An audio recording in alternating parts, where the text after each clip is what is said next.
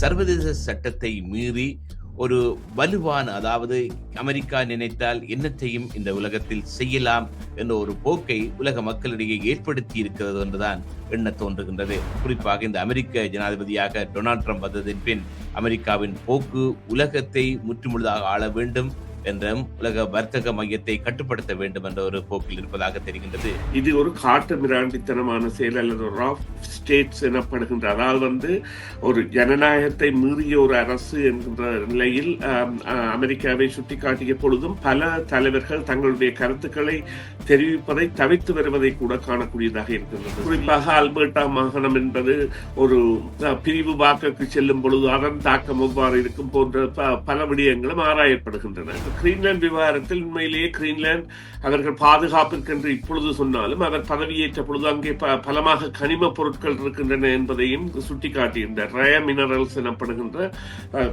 கனிம பொருட்கள் இருக்கின்றன என்பதையும். எனினும் டென்மார்க் என்கின்ற ஒரு இணைய நாட்டோடு அல்லது நேட்டோவில் அங்கம் வகிக்கின்ற நாட்டோடு இவ்வாறான ஒரு பொருதலில் அமெரிக்கா ஈடுபடுமா அல்லது கைப்பற்றுமா என்றால் அது அவ்வாறு செய்யுமாக இருந்தால் உலக பரப்பில் ஒரு பெரிய மாற்றம் ஏற்படும். அது நிச்சயமாக பாதிப்பு ஏற்படும்.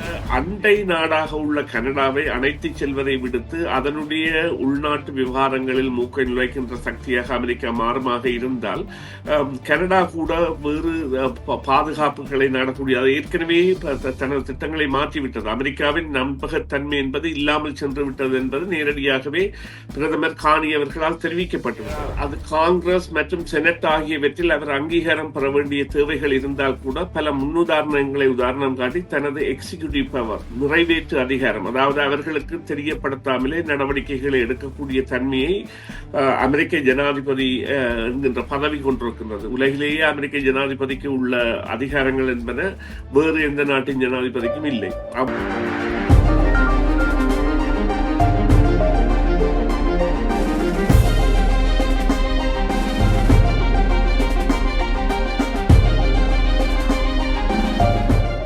அரசியல் ஆலோசகர் சுரேஷ் சர்மா எங்களுடன் இணைந்திருக்கின்றார். இன்றைக்கு நாங்கள் பேசிக்கொள்ள போகின்ற விடயம், இந்த வார இறுதியிலிருந்து உலகம் முழுவதும் பேசுபொருளாக இருக்கின்ற அமெரிக்க ஜனாதிபதி டொனால்ட் ட்ரம்பின் அதிரடி நடவடிக்கையான வெனிசுவேலா நாட்டு ஜனாதிபதியையும் அவருடைய மனைவியையும் கைது செய்து அமெரிக்காவுக்கு கொண்டு வந்திருப்பதை பற்றித்தான் நாங்கள் பேசப் போகின்றோம்.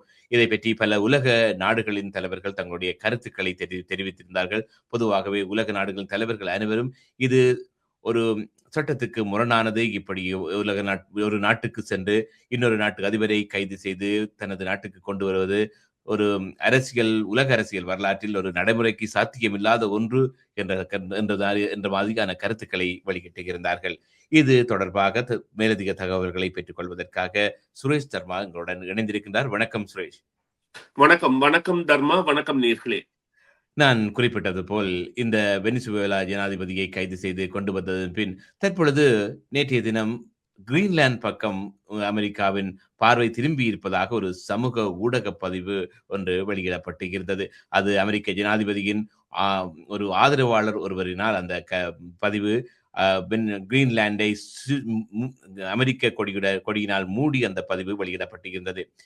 வெனிசுவேலா அதிபரை அமெரிக்கா கைது செய்த சம்பவம் கிரீன்லாந்து சூன் என்று அமெரிக்க கொடியால் மூடிய சமூக ஊடக பதிவு மற்றும் பனாமா கால்வாய் மீதான அமெரிக்காவின் செல்வாக்கு, இவை அனைத்தும் சர்வதேச சட்டத்தை மீறி ஒரு வலுவான, அதாவது அமெரிக்கா நினைத்தால் என்னத்தையும் இந்த உலகத்தில் செய்யலாம் என்ற ஒரு போக்கை உலக மக்களிடையே ஏற்படுத்தி இருக்கிறது என்றுதான் எண்ண தோன்றுகின்றது. அமெரிக்கா நினைத்தால் இந்த நாட்டுக்கும் போய் என்னவும் செய்யலாம். ஒரு சர்வாதிகார போக்கை இந்த அமெரிக்கா கடைபிடிக்கின்றது. குறிப்பாக இந்த அமெரிக்க ஜனாதிபதியாக டொனால்ட் ட்ரம்ப் வந்ததின் பின் அமெரிக்காவின் போக்கு உலகத்தை முற்றுமுழுதாக ஆள வேண்டும் என்ற உலக வர்த்தக மையத்தை கட்டுப்படுத்த வேண்டும் என்ற ஒரு போக்கில் இருப்பதாக தெரிகின்றது. இதை பற்றி உங்களுடைய கருத்து என்ன?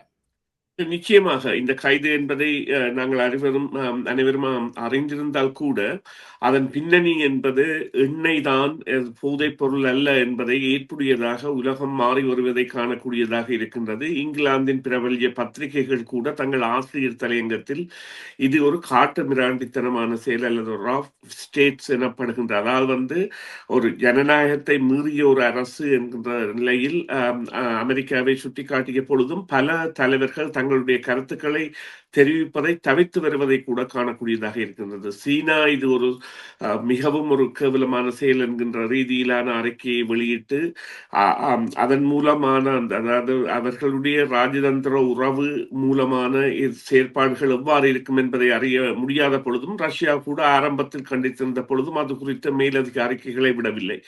இதேவேளை ஐக்கிய நாடுகள் பாதுகாப்பு சபை என்பதன் இருப்பு என்பது இப்பொழுது கேள்விக்குறியாக இருக்கின்றது என்றால், பாதுகாப்பு சபை இது தொடர்பாக கூட வேண்டிய தேவை இருக்கின்றது. அதில் ரஷ்யா, சீனா போன்றவை வீட்டோ பவர் உள்ள நாடுகளாக கூட இருக்கின்றன. அமெரிக்கா கூட ஒரு வீட்டோ பவர், அதாவது வீட்டோ பவர் உள்ள ஒரு நாடு இருந்த பொழுதிலும் உண்மையான நோக்கமாக தெளிவாக தெரிகின்ற விடயம் என்னவாக இருக்கின்றது என்றால், நிச்சயமாக இதுவரையில் அமெரிக்கா தான் தற்பொழுது உலகில் எண்ணெயை அதிகம் உற்பத்தி செய்கின்ற நாடாக இருக்கின்ற காரணத்தாலும் அவர்களுடைய எண்ணெயில் அவர்களுக்கு தேவையான எண்ணெய் என்பது அந்த ஹெவி குரூட் ஆயில் எனப்படுகின்ற பாரமான தார் கலந்த ரீதியிலான ஒரு களிம எண்ணெய் தான் அவர்களால் சுத்திகரிக்கக்கூடியதாக அவர்களது சுத்திகரிப்பு நிலையங்கள் இருக்கின்றன.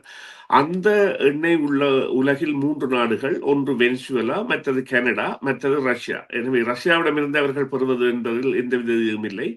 2000 ஆண்டளவில் வெனிசுலா மற்றும் கனடா ஆகியவை சுமார் 18 வீதமான எண்ணெய், மசகு எண்ணெயை கொடுத்து கொண்டிருந்தன. இருந்த பொழுதிலும் 2025ஆம் ஆண்டு வெனிசுவேலாவில் இருந்து ஒரு எண்ணெய் வரத்தும் இல்லாது என்றால் 2018, 2017 போன்ற காலங்களிலேயே அவர்கள் அந்த நாட்டை பயங்கரவாத நாடாக அறிவித்து நடவடிக்கைகளை மேற்கொண்ட காரணத்தால் எந்தவித எண்ணெய் வரத்தும் அதன் பின்னான காரணத்தால் இல்லாமல் கனடா என்பது அமெரிக்காவுக்கு தேவையான 61 வீதமான களிம, அதாவது க்ரூட் ஆயில் எனப்படுகின்ற இந்த மசகு எண்ணெயை கொடுத்து கொண்டிருந்தது. இப்பொழுது அமெரிக்காவிற்கு மேலதிகமாக அது வெனிசுலாவில் இருந்து எவ்வாறு 2000 ஆண்டளவிலோ அல்ல அதற்கு முன்னர் காலத்தில் கிடைத்ததோ அதை விட பெரிய தொகையான எண்ணெய் கிடைக்கப் போகின்றது. அதற்குரிய காரணம் இங்கே அதாவது உலகிலேயே முதலாவது எண்ணெய் வளம் கொண்ட நாடு வெனிசுலா, 360 பில்லியன் பேரல்களை கொண்டது. சவுதியை விட கூட, சவுதி 2வது இடத்தில் தான் இருக்கின்றது, கனடா 3வது இடத்தில் இருக்கின்றது. எனவே இப்பொழுது இருக்கின்ற நிலைமையின் படி நீங்கள் கேட்ட கிரீன்லாந்து என்கின்ற கேள்வி என்பது பல பகுதிகள் குறித்தும் ஒரு ஐயத்தை ஏற்படுத்தி இருக்கின்றது. குறிப்பாக பனாமா கால்வாய் விவகாரத்தில் எவ்வாறு செயற்பட போகின்றார்கள். மற்றது வெனிசுலாவிற்கு அண்டைய அல்லது இல்லை நாடான கொலம்பியா அதிபர் கூட 2-3 வாரங்களுக்கு முதல் கொடுத்த ஒரு பேட்டியில் CNN கண்டிருந்தது. சில வேளை அந்த பேட்டிக்கான காரணமாக உளவு படைகள் கூட இருந்திருக்கலாம், CIA போன்றவை. அந்த பேட்டியில் அவரிடம் கேட்கப்பட்ட பொழுது அவர் நேரடியாக சொல்கின்றார், இது அங்கே போதைப் பொருளுக்கான விடயமில்லை, எண்ணெய்க்கான வரவாக இருக்கும், அவர்கள் வந்தால் எங்களுக்கும் தலையடியாக இருக்கும் என்று அதை டொனால்ட் ட்ரம்ப் அவர்கள் கூறியிருக்கின்றார். கொக்கைன் போன்ற பொருட்கள் கொலம்பியாவில் இருந்து வருகின்றன, அது குறித்த எச்சரிக்கைகளை விடுக்கின்றோம் என்று. ஆனால் இவர்கள் அகல கால் பரப்புவார்களா என்றால் அது குறித்த ஐயம் இருக்கின்றது. ஏனென்றால் இந்த உலக போக்கில் ஒரு வெறுமனே ஒரு பயம் கலந்த மாற்றத்தை தான் இவர்கள் தற்பொழுது ஏற்படுத்தி வருகின்றார்கள். எனவே இந்த நிலையில் இப்பொழுது நாங்கள் பார்க்க வேண்டிய விடயமாக இருப்பது எவ்வாறு வெனிசுலாவின் ஆட்சி என்பது அமைய போகின்றது. சில வேளைகளில் பல ஐயங்கள் கூட அல்லது கருத்து கணிப்பு, அந்த கருத்து படங்கள் கூட வெளியிடப்படுகின்றன, கனடா இதனால் பாதிப்படையும் என்று. ஆனால் அதன் தன்மை என்பது எவ்வாறு என்று தெரியாது. குறிப்பாக அல்பர்டா மாகாணம் என்பது ஒரு பிரிவு வாக்குக்கு செல்லும் பொழுது அதன் தாக்கம் எவ்வாறு இருக்கும் போன்ற பல விடயங்களும் ஆராயப்படுகின்றன. இருந்த பொழுதிலும் அவற்றின் காரணம் என்பது தெரியாது. இந்த உலக தலைமைகள் இது குறித்த கருத்து பதிவுகளை மேற்கொள்வதும் அமெரிக்கா இது குறித்த செயற்பாடுகளை விளங்கப்படுத்துவதும் தான் நிலைமையை சரி செய்யும். பொதுவாகவே நாங்கள் பார்க்கின்ற பொழுது இந்த ட்ரம்ப் சமூக வலைத்தளங்களில் தெரிவித்த கருத்துக்களை ஒரு சும்மா அவருடைய சமூக வலைத்தளத்தில் பதிவிடுகிறார் என்று நாங்கள் விட்டுவிட முடியாது. ஏனென்று சொன்னால் அதற்கேற்ற நடவடிக்கைகளையும் அவர் எடுத்துக்கொண்டுதான் வருகின்றார். இதே போல அவருடைய கருத்து கனடாவை 81வது மாநிலமாக மாற்ற வேண்டும் என்று சொல்லியிருக்கின்றார். இப்பொழுது அந்த கிரீன்லாந்து சம்பவம் பற்றி நீங்கள் குறிப்பிட்டு இருந்தீர்கள். அப்பொழுது அவரிடம் இந்த கிரீன்லாந்தை பற்றி கேட்ட பொழுது அவர் சொல்லி இருக்கின்றார், அமெரிக்காவின் தேசிய பாதுகாப்புக்கு கிரீன்லாந்து தங்களுக்கு தேவைப்படுகிறது என்ற ஒரு கருத்தையும் அவர் வெளியிட்டிருக்கின்றார். இப்படியாக பார்க்கின்ற பொழுது எங்களுடைய கனடா பக்கம் பார்வையை திருப்பினால் இந்த அல்பர்டா ஒரு தனியாக தனி மாநிலமாக தனியாக போவதா என்ற ஒரு கருத்து தற்பொழுது பரவலாக வருகின்றது. இப்படியான இந்த சம்பவங்களால் இந்த அமெரிக்கா அல்பர்டா வந்து தனித்து பிரிந்து போவது, கனடாவிலிருந்து பிரிந்து போவது என்ற ஒரு இந்த எண்ணம், இந்த கருத்து வந்து எவ்வளவுக்கு வலுப்பெற்று இருக்கின்றது? இது சாத்தியமா என்பதை பற்றி உங்களை கூற முடியுமா? நிச்சயமாக. இதனை எவ்வாறு முதலில் நீங்கள் கிரீன்லாந்து விவகாரத்தில் உண்மையிலேயே கிரீன்லாந்து அவர்கள் பாதுகாப்பிற்கென்று இப்பொழுது சொன்னாலும், அவர் பதவியேற்ற பொழுது அங்கே பலமாக கனிம பொருட்கள் இருக்கின்றன என்பதையும் சுட்டிக்காட்டியிருந்தார். ரேர் மினரல்ஸ் எனப்படுகின்ற கனிம பொருட்கள் இருக்கின்றன என்பதையும். எனினும் டென்மார்க் என்கின்ற ஒரு இணைய நாட்டோடு அல்லது நேட்டோவில் அங்கம் வகிக்கின்ற நாட்டோடு இவ்வாறான ஒரு பொருதலில் அமெரிக்கா ஈடுபடுமா அல்லது கைப்பற்றுமா என்றால், அது அவ்வாறு செய்யுமாக இருந்தால் உலக பரப்பில் ஒரு பெரிய மாற்றம் ஏற்படும். அது நிச்சயமாக பாதிப்பை ஏற்படுத்தும். அடுத்ததாக அண்டை நாடாக உள்ள கனடாவை அணைத்துச் செல்வதை விடுத்து அதனுடைய உள்நாட்டு விவகாரங்களில் மூக்கை நுழைக்கின்ற சக்தியாக அமெரிக்கா மாறுமாக இருந்தால், கனடா கூட வேறு பாதுகாப்புகளை நாடக்கூடிய அது ஏற்கனவே தனது திட்டங்களை மாற்றிவிட்டது. அமெரிக்காவின் நம்பகத்தன்மை என்பது இல்லாமல் சென்று விட்டது என்பது நேரடியாகவே பிரதமர் கானி அவர்களால் தெரிவிக்கப்பட்டு விட்டது.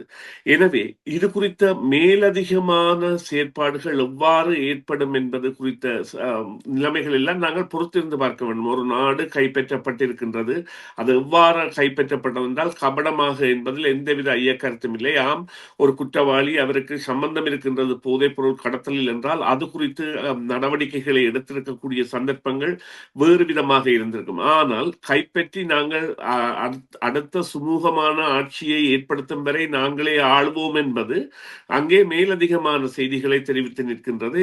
அதைவிட அவர் நேரடியாகவே வெளிப்படையாகவே சொல்லிவிட்டார். எண்ணெய் வளங்களை மீள உயர்த்துவதும் அதன் மூலம் அமெரிக்க கம்பெனிகள் ஏற்கனவே இருந்தன, சோசியலிச காரணங்களால் அவை தள்ளப்பட்டன. அமெரிக்க கம்பெனிகள் விருத்தி செய்யும் அதற்கான பிரதியீடுகள் ரீஇம்பர்ஸ்மெண்ட் எனப்படுகின்ற பணக்கொடுப்புகளையும் அமெரிக்காவிற்கு ஏற்பட்ட நஷ்டங்களையும் ஈடுபட செய்கின்ற பணத்தை அமெரிக்கா பெறும் என்று. எனவே அவர்கள் எவ்வளவத்தை செலவழித்தால் கூட அதனை அங்கிருந்து எடுக்கப் போகின்றார்கள் என்பதை அவர் தெளிவாக கூறியிருக்கின்றார். எனவே இந்த உலகம் எவ்வாறு இதனை ஏற்கப் போகின்றது என்பதை இது சனிக்கிழமை நடந்தபடியால் இன்று திங்கட்கிழமை இன்றான பின்னான நாட்களில் இந்த உலக தலைவர்களின் கருத்தியல்கள் எவ்வாறு இருக்கப் போகின்றன என்பதை பொறுத்துத்தான் இருக்கப் போகின்றது. அதிலும் குறிப்பாக கனடா என்பது நிச்சயமாக சர்வதேச சட்டங்களை மதிக்கின்ற நாடாக தனது கருத்தியலை பதிவு செய்துவிட்டது. இருந்த பொழுதும் பொறுத்திருந்து பார்ப்போம். ஏனென்று சொன்னால் நாங்கள் ஐயப்பட தேவையில்லை. ஆனால் நிச்சயமாக ஒரு மாறுபட்ட உலகிற்கு பிரயோகிக்கின்ற காலமாக இதனை நாங்கள் எடுத்துக்கொண்டு செல்ல வேண்டிய கடப்பாடு இருக்கின்றது. பொதுவாகவே இறுதியாக ஒரு கேள்வி. இந்த இப்படியான ட்ரம்பின் நடவடிக்கைகளை பார்க்கின்ற பொழுது, இந்த பூனைக்கு யார் மணிகட்டுவது என்ற ஒரு கேள்விதான் வருகின்றது. இந்த உலகத்தில் உள்ள மக்கள் அனைவரும் மற்ற நாட்டு தலைவர்களும் இப்படியான ட்ரம்பின் நடவடிக்கைக்கு எப்போது முற்றுப்புள்ளி வரும்? யார் இவரை கட்டுப்படுத்தக்கூடிய அதிகாரம் இருக்கிறது? அதிகாரம் என்று இல்லை. இவருடைய நடவடிக்கை எப்போது நிறுத்துவார் என்ற ஒரு கேள்வி எழுகின்றது. இதை பற்றி உங்களுடைய கருத்து சுருக்கமாக. இல்லை, அது காங்கிரஸ் மற்றும் செனட் ஆகியவற்றில் அவர் அங்கீகாரம் பெற வேண்டிய தேவைகள் இருந்தால் கூட பல முன்னுதாரணங்களை உதாரணம் காட்டி தனது எக்ஸிகியூட்டிவ் பவர் நிறைவேற்று அதிகாரம், அதாவது அவர்களுக்கு தெரியப்படுத்தாமலே நடவடிக்கைகளை எடுக்கக்கூடிய தன்மையை அமெரிக்க ஜனாதிபதி என்கின்ற பதவி கொண்டிருக்கின்றது. உலகிலேயே அமெரிக்க ஜனாதிபதிக்கு உள்ள அதிகாரங்கள் என்பன வேறு எந்த நாட்டின் ஜனாதிபதிக்கும் இல்லை. அவ்வளவு அதிகாரம் கொண்ட ஒரு பதவியை தக்க வைத்திருப்பவரால் அவ்வாறான தவிர்ப்புகளை மேற்கொண்டு நடவடிக்கைகளை மேற்கொள்ள சாத்தியங்கள் இருந்தாலும் எவ்வாறு இதன் பிரதிபலன்கள் இருக்க போகின்றன என்பதை காணக்கூடிய ஒரு தேவை என்பது நிச்சயமாக இருக்கின்றது. ஏனென்றால் 2026 ஆண்டு நவம்பர் மாதம் தேர்தல் மிட் டேர்ம் என்பார்கள், அந்த தேர்தல் இடம்பெறப் போகின்றது. அதன் பொழுது இடம்பெறுகின்ற மாற்றங்கள் கூட சில வேளைகளில் கட்டுப்பாடுகளை கொண்டு வரலாம் அவரது பதவியில், அல்லது காலம் ஏதாவது மாற்றங்களை கொண்டு வந்தால் அதன் மூலம் ஏற்படலாமே ஒழிய அதுவரை அவரது அந்த எக்ஸிகியூட்டிவ் பவர் என்பது அவருக்கு இல்லை என்ற பதவி அந்த இதை கொடுத்திருக்கின்றது, அதிகாரத்தை. நன்றி சுரேஷ் சர்மா. இந்த வேளையில் இணைந்து கொண்டு உங்களுடைய கருத்துக்களை பகிர்ந்து கொண்டதுக்கு புரிதொரு பொழுதில் சந்திக்கலாம். வணக்கம். வணக்கம். நன்றி தர்மா. நன்றி நேயர்களே. மீண்டும் ஒரு பொழுதில் சந்திப்போம். சிஎம்ஆர் யூடியூப் சேனலில் இணைந்திருக்கும் நேர்கள் அனைவருக்கும் எமது நன்றி. காமெண்ட்ஸ் பகுதியில் உங்கள் கருத்துக்களை தெரிவிக்க தவறாதீர்கள். முக்கிய செய்திகள், காணொளி தொகுப்புகள், நேர்காணல் என பலதரப்பட்ட அம்சங்களையும் உங்களுக்காக தருகின்றது சிஎம்ஆர் யூடியூப் சேனல். சிஎம்ஆர் என்று சர்ச் செய்து எமது யூடியூப் சேனலை சப்ஸ்கிரைப் பண்ணுங்கள். உங்கள் உற்றார் உறவினர் நண்பர்களோடும் இந்த காணொளி தொகுப்புகளை பகிர்ந்து கொள்ளுங்கள். அருகில் இருக்கின்ற முக்கிய காணொளி தொகுப்புகளையும் தவறவிடாமல் பாருங்கள்.